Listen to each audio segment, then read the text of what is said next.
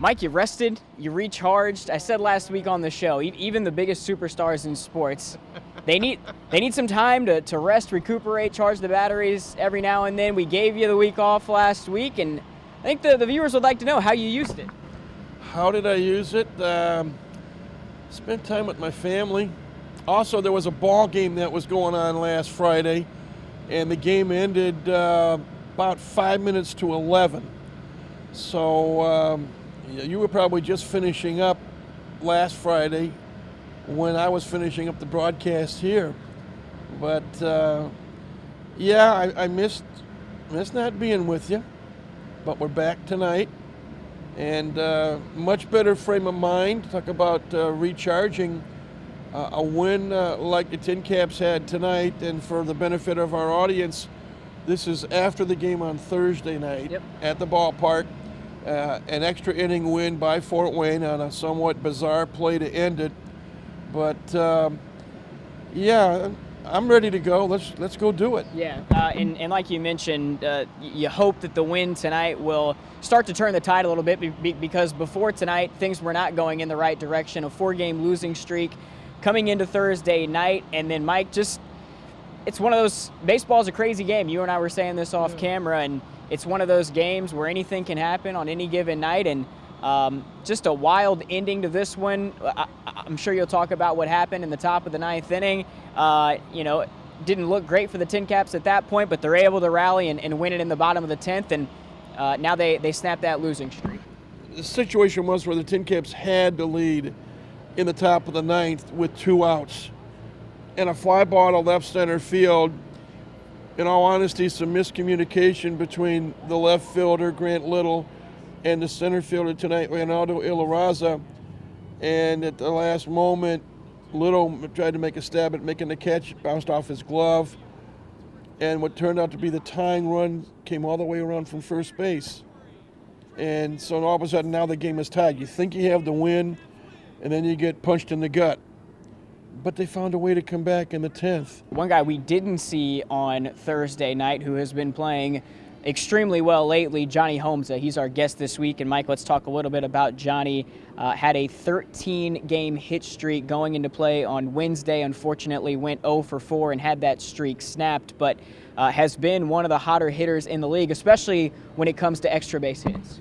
And he's been one of the most versatile players in the league as well, because besides catching, he has played at first, he's played at short, he's played at third, he's even played some in right field. So almost a jack of all trades, if you will. And yeah, he's got 24 hits on the year. 15 of them are extra base hits. It's a shame that the streak was broken on Wednesday night, because it was the 3rd longest streak in the league, active streak going. But he got the rest on Thursday, and hopefully he'll start a new streak. But he's the pride of Anchorage, Alaska. And, we wish him well. Yeah, and on that note, talk to Jonny about what it was like growing up playing baseball in Anchorage, of course, the hit streak, and his positional versatility earlier this week. Here's Jonny Homza, our special guest in TinChattin. My approach is I try to keep it simple, and I just try to swing at the pitches that are good to hit and not swing at the ones that are bad to hit. And I've been doing a better job of that recently, which I think is why I've been getting some hits. But yeah, that's my approach. That's just what I try to do. Have you always been has your mentality always tried to, be that simple at the plate? I mean, there's so many guys that, you hear launch angle and you hear this and that and exit velocity and all that stuff and trying to get these numbers up. Have you always been a guy that's just like, I'm going to step up there and I'm going to hit what I like, and I'm not going to hit what I don't like, and just see what happens? No, not really. I've really started to kind of believe in that this year and trust it. And, so far I've been feeling better. I've been having more confidence. So I'm just going to try to stick with it and see what happens. But no, in the past, I've definitely tried various things and complicated things, and but yeah, for now I just try to keep it as simple as I can.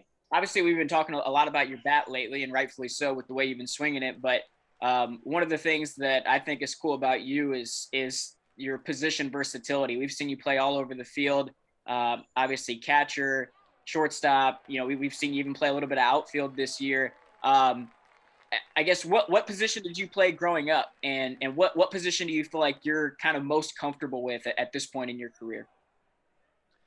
So I grew up playing shortstop, and I played shortstop all through high school. And then when I was drafted, that's when I started catching. And so I still mix in the infield. And then, of course, I started catching. That's my primary position now. But I try to keep up with my infield work, and I try to get some reps in the outfield just to be ready in case, you know, so I'm ready wherever they need me. If they put me at first base, left field, or whatever, I just try to be ready and available. Before you got drafted, had you ever caught before? No.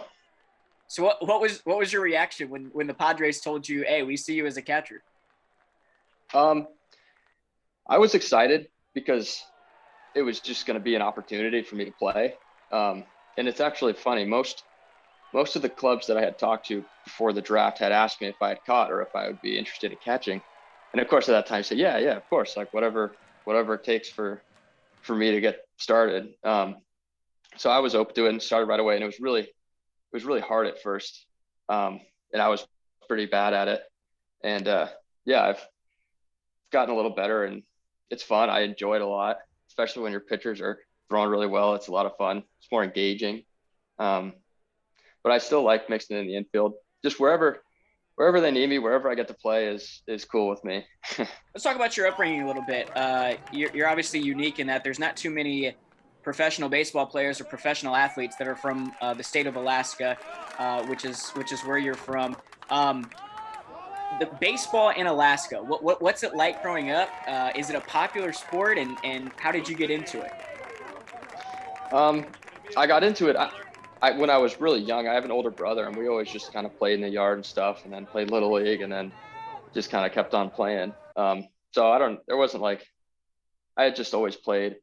But baseball in Alaska, it's just like baseball anywhere else. There's just fewer players, and there's just not as much time to play, you know, with the long winters. But it's a fairly popular sport. It's not as popular as like hockey or other winter sports, but no, it's just, I think it's just as good as other places. There's just not as many players and not as experienced players. I'm going to speak for most people who live in Fort Wayne. They've never been to Alaska, and probably the only thing that we've heard about Alaska is that it's cold, and that's like the only thing we think of when we think of Alaska is how cold it is.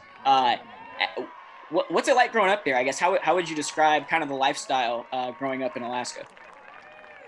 I don't know. I've never really lived anywhere else. Certainly never grew up anywhere else. So it's always kind of typical to me.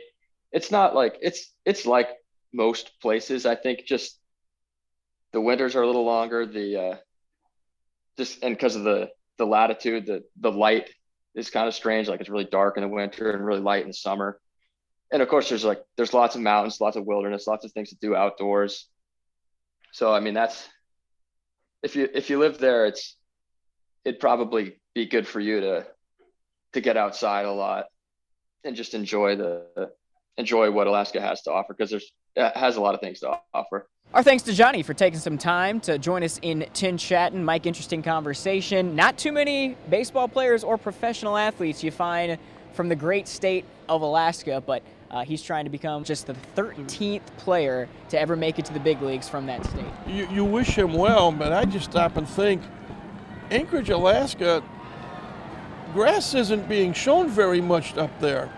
More snow than grass. But I just like his attitude, and I like his approach. Yep. And as he gets older, he's only 21, and as he gets older, and I would like to see what the Padres want to do with him.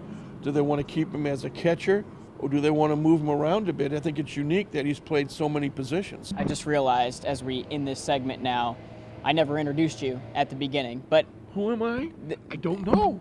The man who needs no introduction, that is Mike Maahs, play-by-play radio voice of the Fort Wayne Tin Caps. My name is Peter Hood. As always, appreciate you joining us here at beautiful Parkview Field. We'll be back next week for more TinChattin.